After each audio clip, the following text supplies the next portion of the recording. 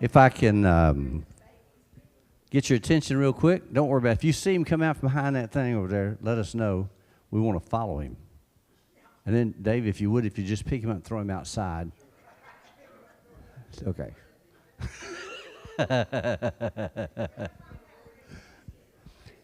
All right. Hey, guys, thank y'all for coming in here. I appreciate that. I want you to meet a friend of ours. Some time ago, this young lady who grew up in, was it Granbury? Lipan. And I don't even know how I got your name and through connection. Okay, so Cindy, not Lonnie, but the spiritual one in the family, contacted us. And and then come to find out that, John, am I interrupted you? Sorry. Okay. I came to find out that when she was growing up, Sheri's husband, Jackie, and Sheri used to take out on the boat down in Granbury. And I found that out when I met over visiting with Jackie one day. And I was telling him about you, and he said, "What's her last name?" And I told him, and he said, "Oh, she used to go riding on the boat with us." And so it's got some connection here. Okay, how many of you know what a missionary is? By definition, a missionary is someone who is sent. More specifically, it's someone who's sent on a mission. But if you look in Webster, it says, but most importantly, someone sent on a mission with the Christian message. In other words, we take for granted, because there's churches everywhere, that everybody knows about Christ and about Jesus and how he died on the cross and about the virgin birth and the resurrection from the dead. But that's not the case. There are people around this world that don't know anything about Christ. They don't know anything about church. And so we, Christians who from churches, we find a place where there's no one to tell people about Jesus, and we try to send someone there, or that person that gets sent is a missionary. Now, we have different missionaries here. We have a missionary who is over a homeless shelter in Fort Worth, and he shares Jesus with those homeless people down there, and hopefully you teenagers will get to go down there and feed this year and spend some time at the shelter and see what it's like not to have a place to live. It's really a great experience, and Don, who's over that, is a great Christian man. We have all kinds of missionaries. We used to have a missionary on the Navajo reservation, and we went out and built their buildings for them and all, and because he was sent to the Navajo, who had a whole different kind of idea about how people get to heaven. Sheri's our missionary in a little small country of 34 million people, and I don't know what city, but she's going to come tell us about that. But this is Sheri DeLoach. Here's what I want you to do. Remember this. As a Christian, if you take care of missionaries as a church, God will take care of your church. You treat them as royalty because they're doing a job that you don't want to do. Hopefully, God will call some of you to do that. But when they come back home, you know, we take for granted being able to run in McDonald's and get a $1 cup of coffee and sit around and shoot the bull, or go down to Starbucks and spend $5 on a coffee. She doesn't have that privilege. As a matter of fact, she'll tell you about some of that. But I want you to meet Sheri DeLoach and her new one. She's going to introduce him to us also. So you're going to pass him off already?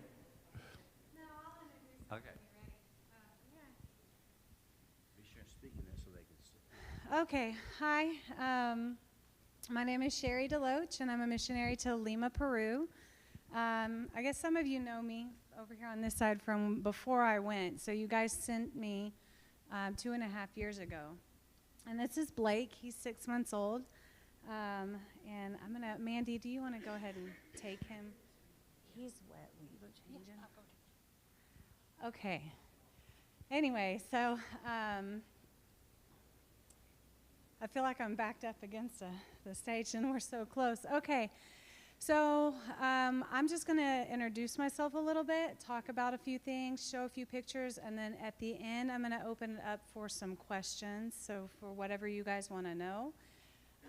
So like he said, a missionary just takes the word of God, wherever that may be. Technically, it doesn't even have to be another country. A missionary is somebody who just takes the word of God to other people and shares the gospel. You can do that here with your friends. You can do that in the neighboring town. You can do that in another state. You can go to another country. So the job is to just take the gospel. Do you guys know what the gospel is? Tell me what is the gospel. Not you. What's the gospel, Dalton? Do you know what it is? The Bible? That's a good answer. Do you know what the gospel is? No? Do you? Okay, this is the gospel. It's short. It's easy. You ready? Christ died for your sins and rose again, and he's the only way. Simple enough? There's more to it, but if you got that, you can have salvation. Okay? So that's what I do. I go share that with people, okay? So if you would like to put up the first picture, I'm going to talk about, so this couple, I wish you could see it a little better. Well, they're just little pictures. I'm really sorry. Hopefully you can see well. But this is our pastor and his wife. So when I moved there, the pastor with whom I was working died 4 months into my living there. And this man has been a part of our church for a very long time, and so he is now the pastor. And we work together, and so there it works very differently. Much of the time there, it's what we call a job of the heart. So in other words, there's no money. The pastor there earns nothing. They get nothing. He goes and works in an airport, cleaning offices, and then comes home and is a pastor and cleans the church, fixes the church, shares the gospel, preaches on Sunday, is there for the people. And so there's not, now in other areas it is more similar to here where there are enough. And the difference is, so the Bible teaches that the congregation provides for their pastor because he is leading them, taking care of them, caring for them, loving them, right? Well, some places just don't have any money to be doing that. So they work and are a pastor. Even here, some of your pastors work. It just depends. But this man works tirelessly every week, all week, to come back home at 5 o'clock, 6 o'clock at night, and then still be in the church serving, whether that's fixing things. And I wanted to share a little bit about that because while, yes, I go, I'm not the only one there working hard. When you guys support me, you're not just supporting me, you're supporting a whole church. Well, we're little. But you're supporting other people by supporting us, and then of course I obviously tithe. This enables us to help them. So you guys aren't just helping me be there, you're helping the church that's there keep on going, because as we all know, nothing is free in this world, not a single thing. And so for one, thank you guys for all of that, just whatever, and prayers specifically, but by partnering with us, you help us keep going and keep the message going. So if you'll go to the next photo, one of the things that we're really big on is evangelism. So these guys that are in there are from our youth group. So my husband took over the youth group. When I moved there, I was originally the youth minister. And my husband is now the youth minister. And he takes his youth out twice a week, and they go walking the streets, knocking on doors, sharing the gospel, and doing evangelism, because there's no other, that's what we do. You share the gospel. Yes, invite them to church, but your job is not in this building. Your job is outside of this building. This building, invite them, yes, if they come to this building and get saved, that is fantastic, but this is to equip a Christian. We come here to get equipped as iron sharpens iron, says the Bible. And then we go out and reach the world, and that includes you guys. It doesn't matter how old are you, Blaze, 10? You can reach the world with the gospel at 10 years old. You can share with your friends. How old are you? What is your name? And the red shirt right here. Huh? Alice. How old are you? 14? Doesn't matter, 14, 10. We can share the gospel. It doesn't matter what you do. How old you are. So in these pictures, we have an age range of, so you see this little boy in the red shirt? His name is Victor. He is a part of my children's ministry. He's 10 years old. He received Christ in January and will be baptized when I get back. We'll have a baptism ceremony when I get back for the people who have been saved this year. And he goes with the youth, and he goes knocking on doors, learning how to share the gospel at 10 years old. So you can do it. You can do it too. What is the gospel? You remember what I told you a minute ago? Do you know who Jesus is? Who is he? The Son of God. He died for your sins, and he rose from the dead. That's all you got to remember. Yeah? Okay. So they go out doing evangelism twice a week. And that started, I think, our summers are reversed, okay? So right now we're in winter while you guys are in summer. And while they were on summer break, he started doing it. And then when school started back, it died down. And then the Lord was like, just because school's in doesn't mean you don't share the gospel. So he said, hey, guys, let's go get back to going out and sharing the gospel. So they still are going out after school and knocking on doors and sharing the gospel. Okay, if you want to go on to the next picture, please. So this is only part of our youth. There are some girls that aren't present for this, but this is a picture of them, the one up top, right before they were heading out to do evangelism. And then this picture down here on your left is from a bonfire that we recently had. So our church every year does a vigil. And it's taken from when Christ goes to Gethsemane, and he's praying pretty much like, I guess, all night. And he's like, why are you guys falling asleep?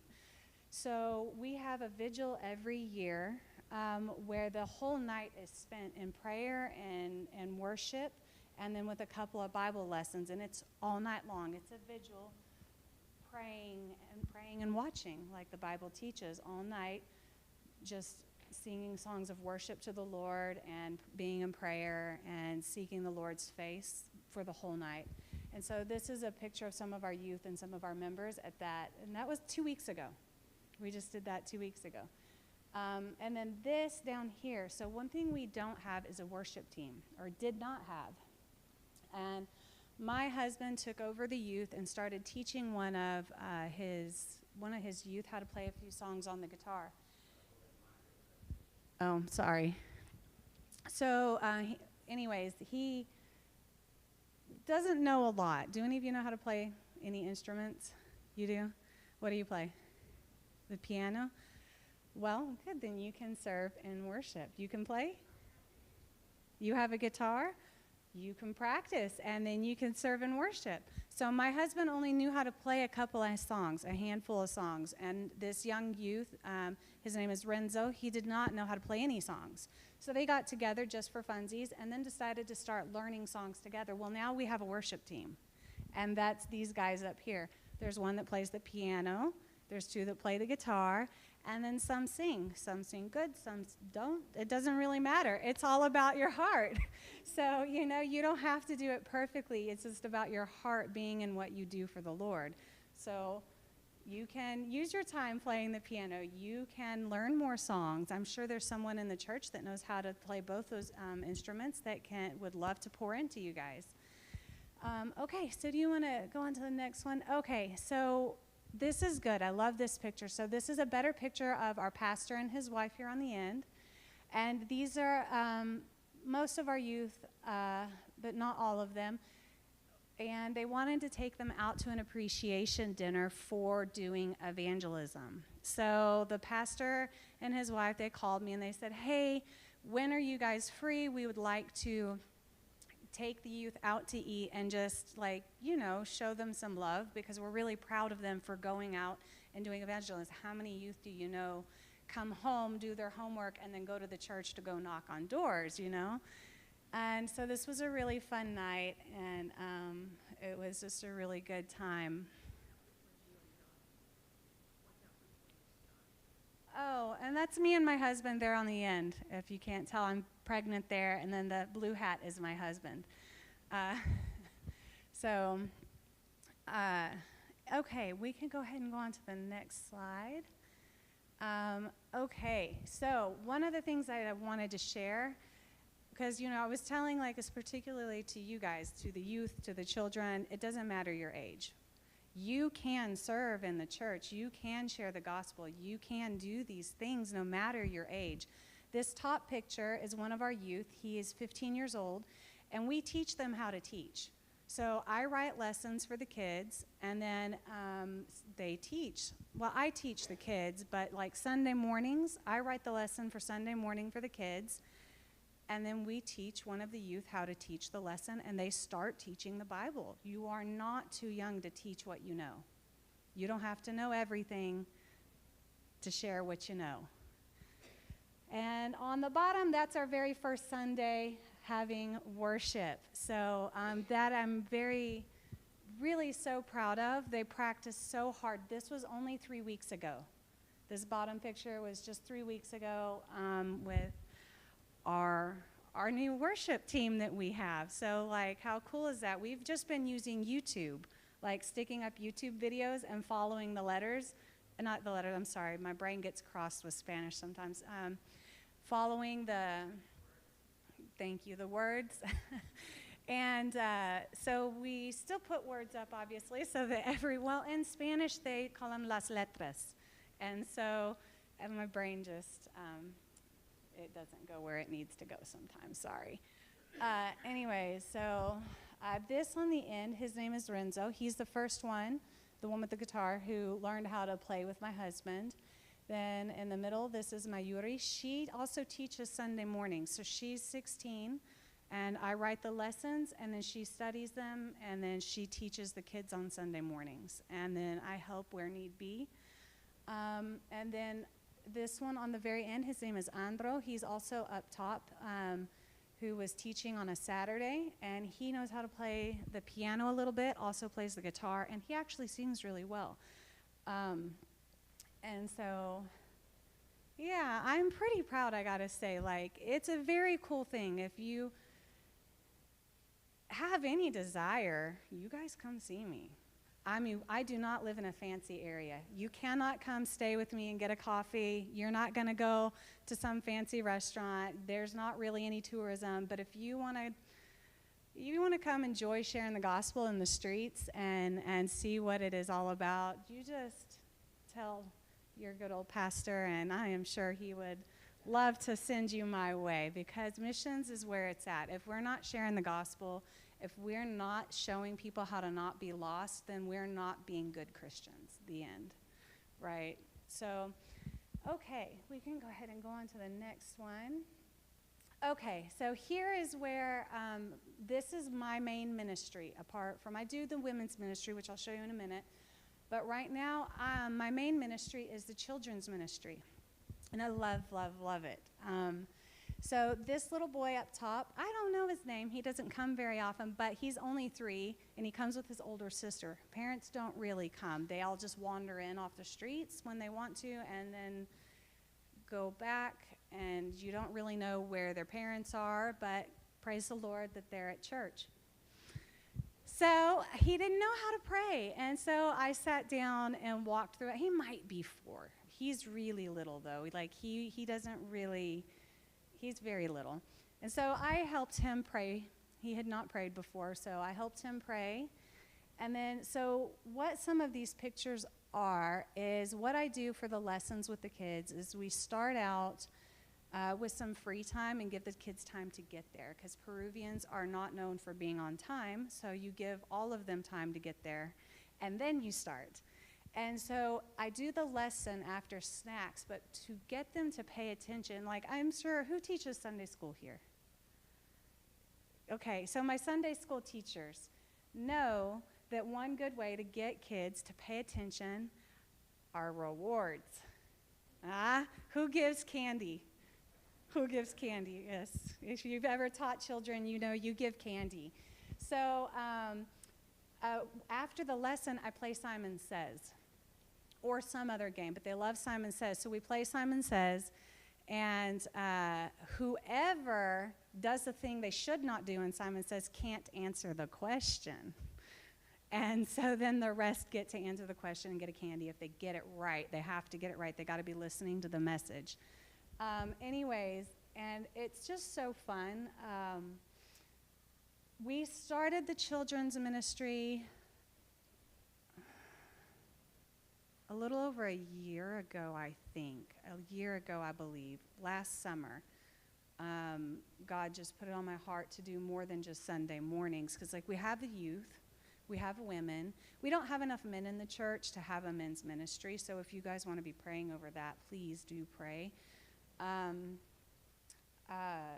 then, so I started this on Saturdays for the kids, and it's a lot of fun. It's a huge blessing. Okay, the next picture, please. Oh, these are some more. So we do Christmas stuff. This one on the top right is from a Christmas program, which most of them don't come back a lot, but that's not the point. If you even reach one out of all these kids that come with the gospel, then you've done a good job, you know? The angels rejoice in heaven over even one salvation, right? And so I just wanted to share some more pictures of the kids and what it's like. These two, the diagonal ones here from the top right down to the bottom left, are from Christmas, and then the other two are just snapshots from Saturdays.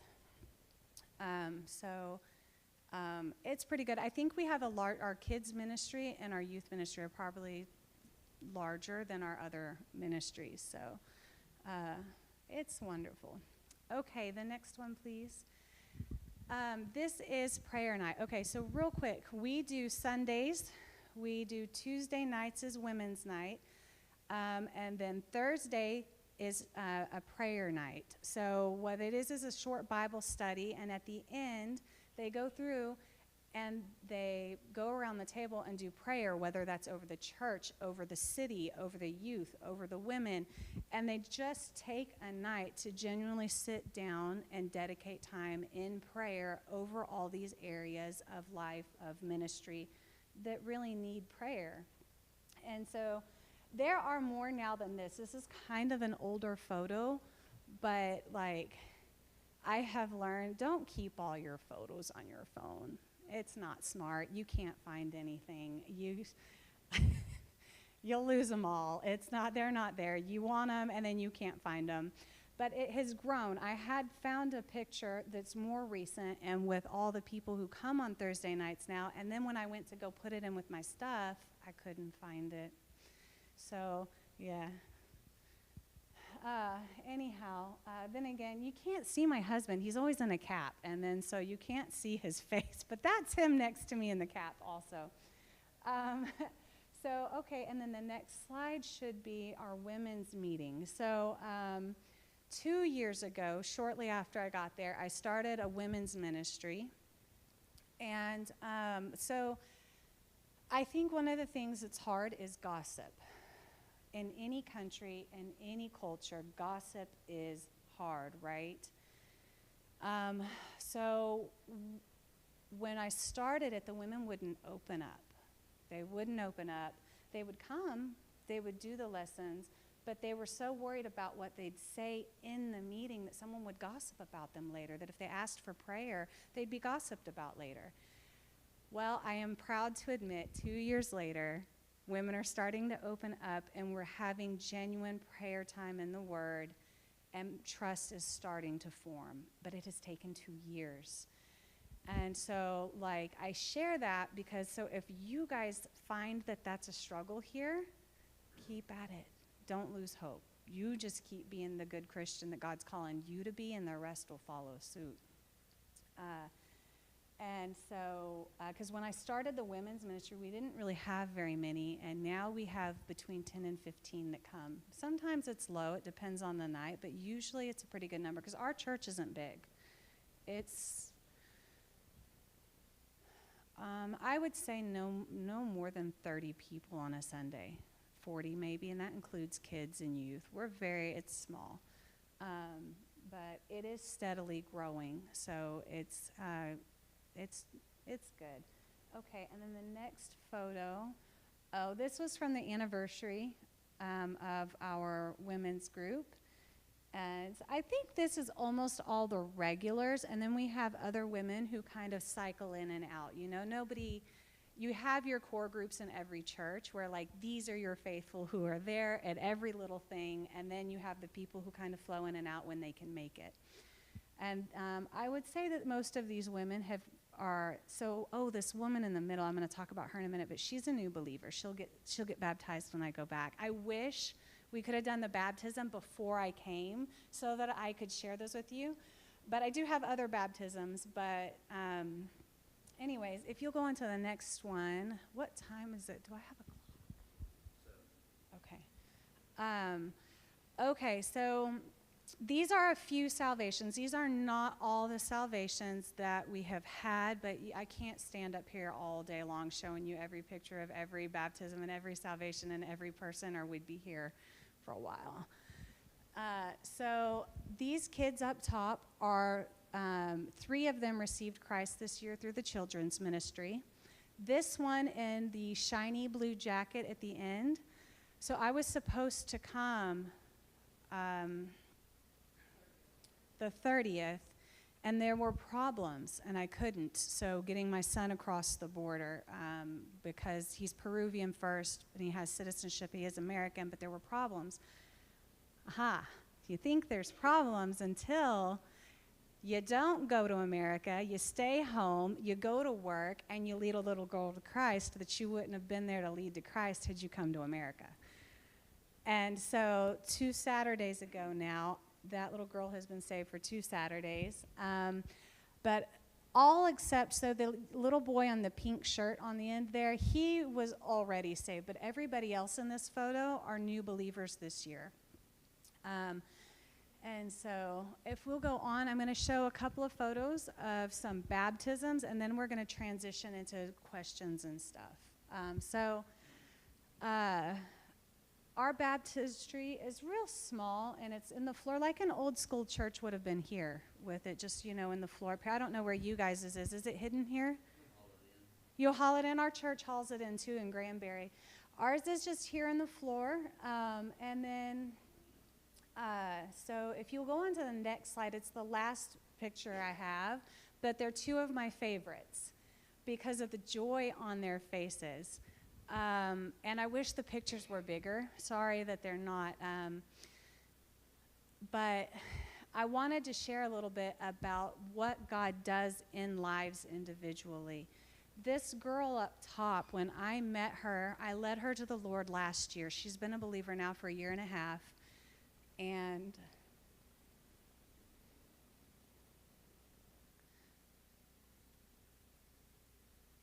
she was so depressed.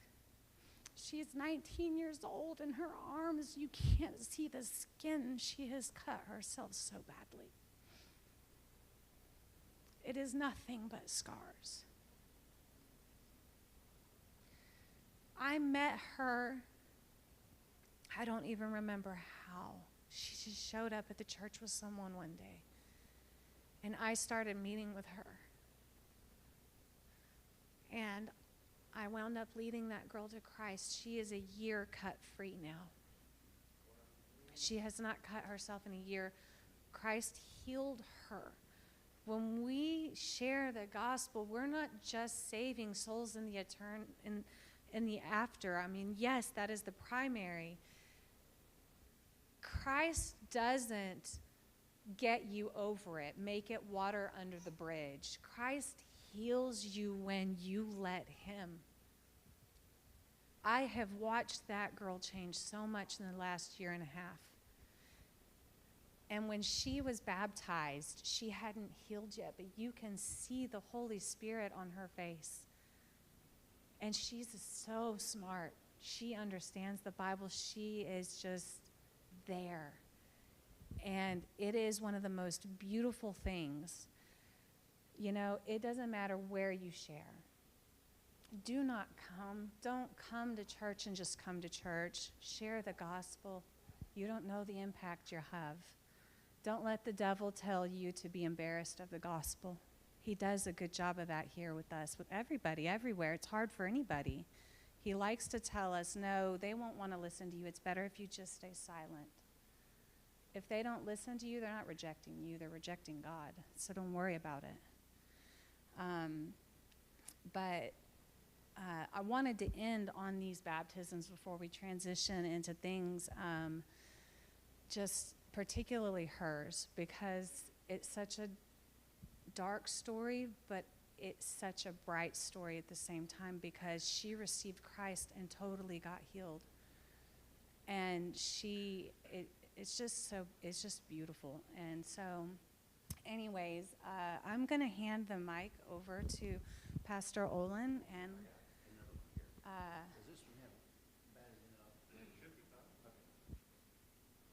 Test 1, 2, 3. Okay. We go together here, okay? Yeah. Okay, so I'm going to ask you some questions that first of all, you're born in America. You didn't speak Spanish. No. So how'd you learn to speak the other language? So I studied. While you were here or after you got there? Yeah, so I originally was going to be a missionary to Iranians, and I learned Farsi, and I went to Turkey, and God changed my direction, and I just got on Duolingo and got on YouTube and just had at it, and eventually I learned Spanish. Does anybody in here speak Spanish? You say something to her in Spanish so she can understand you. Brother Torres. ¿Dónde?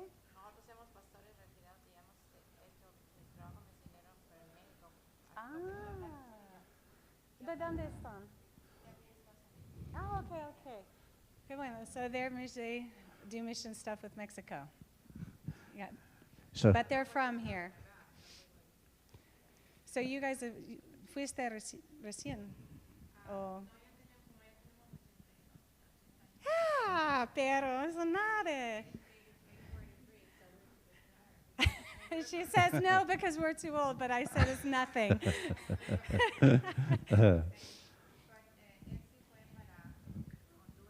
Uh-huh.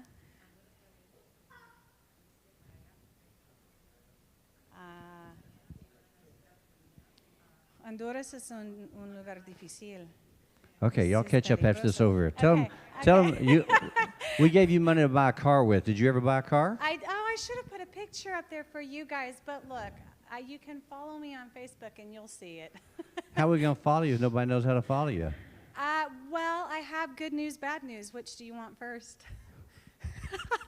Give me the bad news. I forgot my prayer cards.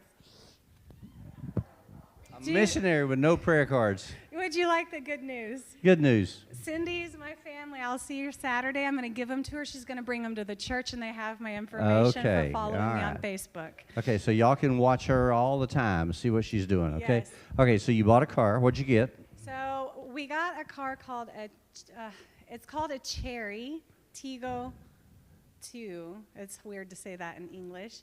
It's a Chinese car, so but it's no, it's a standard. I mean, it's not. Look, cars are expensive. How much was that one? Oh, it was $13,000. So we used what you guys gave us and then our savings to get a car, because there wasn't anything cheaper. The cheapest next to that was a used Toyota for $17,000. And Wow. I was like, holy smokes. And so this car has 2 seats, 4 seats? Four. Four so seats? It's like a mini SUV. Can you like drive it? Yeah, I drive. Can your husband drive it? Yeah, I taught him how to drive. Oh, that's scary. Okay. That's okay, also so not true. I made him go learn how to drive because married people know you don't teach your spouse how to drive. And Okay, things so like that. It doesn't go well. when you were here, you asked me to pray with you that God would bring you a Peruvian husband. Yeah, so I have one. And so, so how did God bring this Peruvian husband to you? Yeah. Was he in the church? It was a church. He was already in the church, Yes, or yeah. Mm-hmm. okay, so he's already a Christian. You He didn't have was to a win him to Christian. Christ. We were friends for a year, and Okay. then things just changed, and here we are today. All right, Yeah. so, we see the answer prayer for the car, the answer prayer for a husband, Uh-huh. answer prayer for a baby. Well, the baby was a bonus. I always so I just I didn't think I could have kids. And so, you know, when you think you can't have kids, you just are like, it's okay, it's fine. At least bring me a husband. And if you want to bring me a kid, that's okay too. And then, because we had talked about, the doctors always said I needed in vitro. And so it's a good one to give some praise to the Lord, because we had decided that if we didn't have a baby by March of this year, we were going to start looking into in vitro. And 6 months after marriage, God was like, you don't need in vitro. You don't listen to those doctors. I've got you. And so no wonder you shifted from the youth department to the children's department. And you took the easier group. This is a much easier group to work with than this group back here. I don't know. Give the youth some break, because I think that our youth group is amazing. We have such a good... Well, it sounds like they're kind of the backbone of the church. They lead worship, and they go soul winning, and yes. They're teaching Sunday school, and yeah. They're teaching Sunday school. They're teaching kids. They're singing. This is an elbow for you guys. Yeah, there we go. Okay. Just want you to hear that. Okay. And but this is in a very wealthy area you live in, right? Oh, no. No? No, not at all. I should have put some more clear pictures, but I was more concerned, But well, when they think of poor, they don't think of poor compared to what you think of over there. Mm-hmm. So try to explain to them the poverty level around your church. Okay, so the poverty level around my church is that a person, the average income with working 6 days a week, 12 hours, 5 of those days, and 8 hours the other day, brings in $300 a month for a family a month. So let's see. So that's 12 hours for 5 days. And the 6 days normally an 8-hour day. And they make less than $100 a week. Less than $100 a week. So yeah. about $65 a week for all of that. Yeah. No wonder they're beating our door down to come to America. Well, not the Peruvians. They're all happy. They love being Peruvians.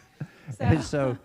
And so if they don't make much money, so what kind of homes do they have? So the homes are, how do I explain it? They big? No, so I'm trying Use to the platform. see if I can. A normal home there that people would live in would be the big as this platform, half the size of the platform. Mama, do you think that probably Johnny's parents' house is the size of just the big part of the top? Yeah. I would say probably that maybe from about from here to me, you and me? Here to there, and about the width. So my husband comes from a larger family. How many? 8 altogether. So there's 8 people live in that home. Well, 7. 7. And it's 1 bedroom. It's all kind of together. So the houses, they do have some houses that are made of brick, but that's expensive. So it's typically houses. I can't remember my English. I'm sorry. I'm trying to think what things are called. Say it in Spanish, and Brother Torres will interpret for you. Well, I'm not sure I know what they call it. You know, ¿sabes como Stucco? es como la madera? Adobe? Es súper delgadito, ¿no? No, it's not plywood, but OSB. Do they do that in Mexico too? Are the houses like that?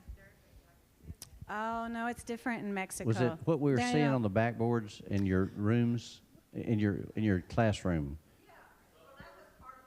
That's OSB. I mean, it's like this thick. Okay, so it looks like pieces of wood. Okay. But it's this thick. Okay. Very, very, very thin slats, and that's the whole wall from inside to outside the house. It's okay. Okay. But it's hot. I mean. So does it get hot there? How hot? Well, it's more about the humidity. So I would say it probably gets in the low 90s in the summer during the day, but we're on the ocean. It's super duper duper humid. And so you get hot and you get sweaty and you stay wet. You don't really dry. Whereas here you get hot and sweaty, but it's kind of dry, so you dry off. Does it get cold? Not too much. In the winter, we're in winter right now, and at night it probably gets about 58, but in the daytime but that can feel cold because of the humidity. Okay, so the air's real wet. do you have nice beaches? Not where I'm at. They're full of trash. It's a very trashy area. Like, Wow. I don't mean that to be ugly. It's just when you go to Latin America and you go to the poorer areas, they're covered in trash. It's just covered in trash. So what do they have for floors in their houses? Some of them don't have floors. So it's just dirt. Some of them. Okay. So the house that my in-laws live in has concrete, but it's not the best concrete. It's Poured without steel. so. Yeah. And and because things in Mexico, the different areas do it differently. So it just depends on where you're at. Food. Food. Do they eat 3 meals a day, 2 meals a day? Depends on the family, but they eat a lot of rice. So I mean, you go in and your typical is chicken, rice, probably, and potatoes, probably for just about every meal. There's not a lot of variety, and that's just lack of money. So Rice eggs, that's cheap. cereal, they don't eat that for Eggs, breakfast? not so much, because, I mean, eggs don't go very far, but rice fills you up. It may not be full of the protein, but it fills you. And so it's So they don't primarily have rice and chicken. Cheerios and Rice Krispies, they don't do that. Milk, they get a lot of milk? No, milk is a bit pricey. So Okay. I'll just use my in-laws' house as an example. They don't have a lot of money. They eat a lot of chicken, a lot of rice. Breakfast is typically they will buy some bread from the local bakery and then put like a little piece of cheese or something in it, and that's breakfast if they eat breakfast. Okay. So they work 12-hour days, and that's what they eat? Yes. Oh, yeah. Coffee? No, coffee's not a huge part of the culture. No, not really. It's not. I mean, it depends on where you go. So, because Lima's huge, okay? So Lima's a city of over 13 million people. And now there are areas that have money and mimic here in the States, okay? So if you go to Barranco, Miraflores, places like that, it's similar to here. You're going to find that, I mean, it's very Americanized. There's Starbucks. It's clean. I don't live there. I don't work there. So where I live and I work, the women, there's no coffee dates. There's no time. They are washing things by hand, hang drying them, and They wash the clothes by hand, no washing machines. Depends. Like my mother-in-law has a pens? washing machine, but she's got to hang dry it. What? You made a joke and I didn't catch it. I said, sorry. I said they wash the pens. Okay, so they don't have washer and dryers, all of them, and It depends, yeah. It depends. Most of them don't have dryers. Dryers, I can probably say across Okay. the board, nobody has. And does every home have an automobile? Oh, absolutely not. Nobody hardly has an automobile. How do they no. get around? Buses, the bus system. Everybody rides a city like a public bus. Now, even in the nice areas, while there are oddly a lot of cars, the majority of the people ride the bus system. It's even in the fancy areas, but it's not a city built for a bunch of cars. It's a city built on So they public walk or they take transportation. the bus? Yeah. Okay. I noticed that a lot of them weren't wearing shoes. Oh, no, that's just because, who did you notice? Oh, the children? That's just because they didn't have shoes on. Okay. So they all have They shoes. do have They shoes. buy shoes. Yeah. They buy clothes every day or every week, every month, once a year. Depends on the family. So, I mean, because your average family, I'm going to say probably brings in, we'll just safely say $300 a month. So that depends. How many kids do you have? What are your bills like? How big is your house? Same here. So, I mean, most people have shoes, have clothes, probably eat. I would not go so far as to call it directly. When I think third world, I don't think where I work. I think places like, is my sister here? She's not. No, it's So there are places in fine. Latin America where they live under a stick and a tarp, and that is third world to me. Okay. These people don't live under a stick and a tarp, but they are very poverty-stricken. So I would say somewhere between second and third world, because So how old are they when they start school? that also depends. So some of them start early, like pre-K, like you can start pre-K here. Some of them start at 5 when Do they all just start kids with go to school? No, and it's not. The law doesn't make The law do doesn't make anything. kids go to school? And do most of them graduate high school or not? or do they go to work? Today, I would say probably the majority at least finish high school. Okay. But you will find a lot of children in the streets selling candy and not being in school, being on the street selling things, working. So I would say the education is probably pretty. What is the average lifespan of a Peruvian male? Oh, I don't know. That's a very specific question. I have no idea.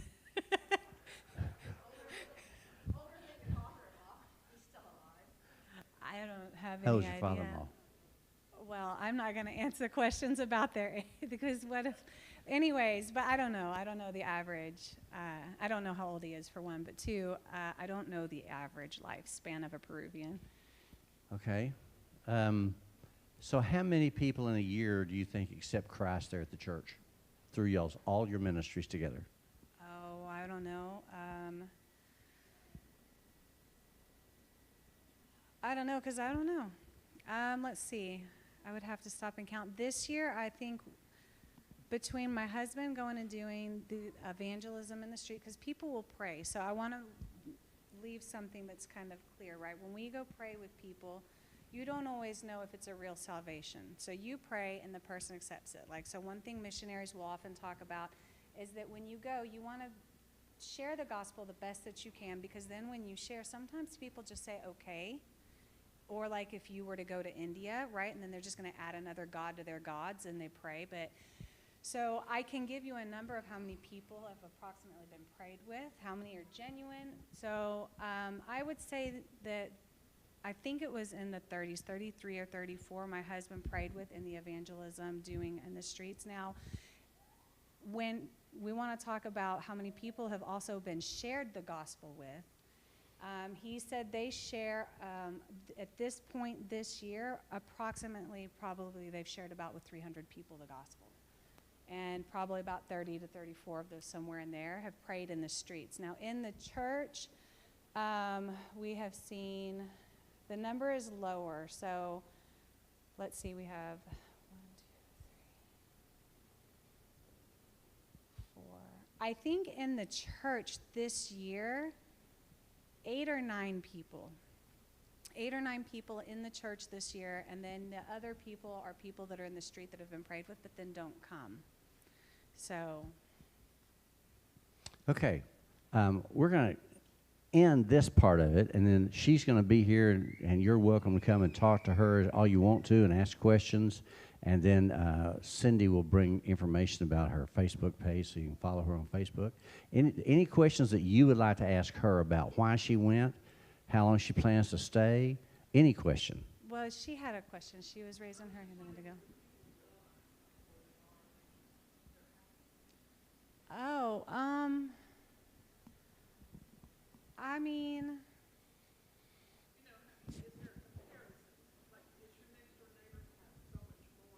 no, I wouldn't say that there's that, because if you live in the poor neighborhood, it's going to be generally the same. I mean, they're aware. They're aware that there is a difference. I mean, but the same as like somebody's aware here that there's a part of the neighborhood that's got way more money than you do. Yeah. So, you know, pretty much about the same. Anybody else? Yes, sir. Yeah. Yeah, so it is because of Wait, working. the question was, why is it so hard to get men to come into the church? Right. So because of working, I think primarily alcoholism is also very prevalent. So alcoholism and working, I would say combined, make it very difficult. So, but I would have to say that probably the working almost maybe more than the alcoholism, because what it is they work Monday through Saturday and then they're off on Sunday, and they don't want to get up and come to the church at 10:30 in the morning, even though that's kind of a late service. To them, they don't want to have to give up their only day off to go. Now, once someone receives Christ, we see them starting to come. So one older man received Christ 2 months ago, and he started coming, and now he brings his wife, and they come every Sunday. We also had 2 new families come. So maybe more like 10 or 11 then, because I forgot about this family that came. They're here visiting her sister, but they both received Christ and are now coming to the church. Okay. And then we have Yes. another new family that are not saved but are heavily looking and are very open and are coming and want to know more. So, Okay, let's get some more questions.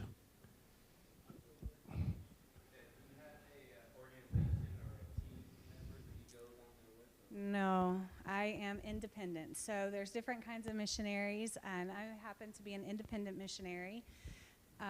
So if you want to put together a team and come and work with me and do evangelism, you guys are welcome. Yes, sir. How long did it take you to learn Spanish? Oh, I'm still learning. How long did you study? Before I moved to Peru, I studied for 2 years. So She's been there 2.5 and years, so 4.5 years. I'm still learning. And if I get nervous, sometimes Translating back and forth is tough. just speaking English is tough because my life is in Spanish. So I don't speak English on a day-to-day basis very much. And so when I'm here, sometimes my brain just glitches and I can't Hard to transfer think back.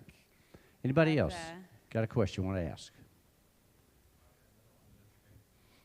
So what were some difficulties of you working with Peru? What are some main challenges? working there, or so challenges I come across working with people there, like in ministry. I don't feel like I have very many challenges working with people in ministry. The people that are actually in ministry are pretty spiritually strong, and we're really small. So the bigger struggle is like any church. Like here, the struggle is getting people who want to serve and serve regularly, right? Same thing. So in our church, there's not a lot of leadership. So we have the pastor and his wife, and then there's me and my husband. We work great together, the four of us. And then you have teenagers who are learning. And we have teenagers who are learning. Yeah. So, Yeah. Okay. And kids who are learning, right? So,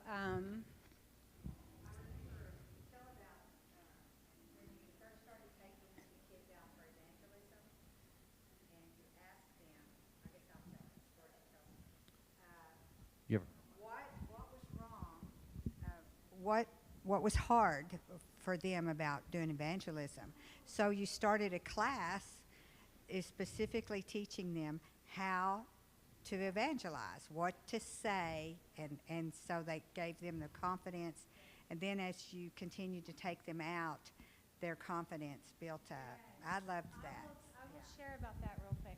So she's talking about when I very first went, her question was about teaching youth evangelism to give confidence. When I first moved there 2.5 years ago, and I was over the youth, we started a class to teach how to do evangelism, to have the confidence to do so, because the comments that we would get is, I can't. I don't know what I'm doing. I don't know how to explain it. What do I do? How do I even, I don't know. And so that's okay that you don't know. Let's learn. So we started just a class, and you start with the basics. Like I told the kids, what are your basics? First, you got to know who Christ is, died for you, rose from the dead, and then you go into theology. So because the more theology you have, the better time you have in the street, the more confident you are. So we do that. We teach theology still to the youth, actually. That's a really good question. We do teaching on the Trinity. We do teaching on who, like, if you ask my kids, my core kids that come, who is the seal? They'll tell you the Holy Spirit, that he's who seals you for a guarantee, he's your, how do you say that in English? your guarantee. Your That's it. guarantee. What is that? He's your seal. And they can tell you that. If you ask my kids, tell me who is the Trinity, they're going to tell you the Father, the Son, and the Holy Ghost. Well, how does the Trinity work? Well, he's 3 persons, 1 essence, 1 God. They know. We teach doctrine. So we may have a small church. Maybe we don't have the highest numbers. Maybe you're not seeing these short-term mission trips that say, oh, we had 300 come to Christ. Well, I don't know how many of those 300 were real, but I can guarantee you the 10 that we led are in church, and they're growing their faith, and they're learning how to share. So it's a slow work. It's not something that just happens overnight. But we teach doctrine. We don't just teach Jonah in the well. We teach actual doctrine to also the children. I had a question back here. So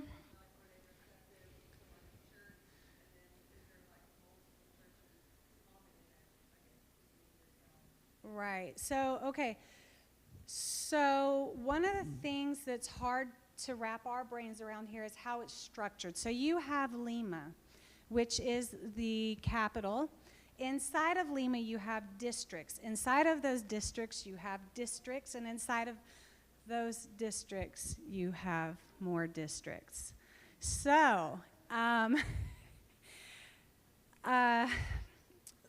Pachacutec is where I work. It's huge, as far as the eye can see, huge, and it's part of a district called Ventanilla. Ventanilla is part of a district called Callao, which is then inside of Lima.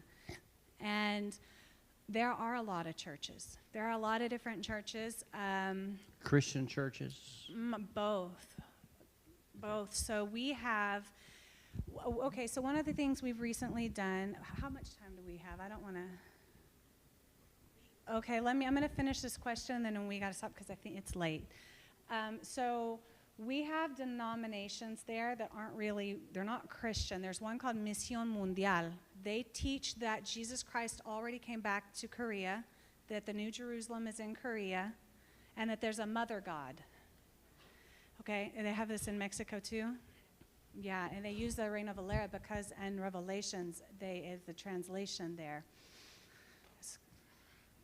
So that's not even Christian. Then Catholicism is the most prevalent from the Spanish Inquisitions in all of Latin America. That is the most prevalent. So you're going to fight that. We actually lost a youth because of that. So we led a youth to Christ in the street. He started coming. And when it was time to want him to be baptized, his parents forbade him from returning to the church. So, and you can, I'm sure, talk with, you have here firsthand, so it's hard. So, but is it received? You got to think about it like you think about it here. Are the people here very receptive, or do they like their sin and they like their lives? They like their sin, they like their lives. It's the same. It's the same. Okay. She'll hang around. As long as you want to talk to her, she'll stand and talk.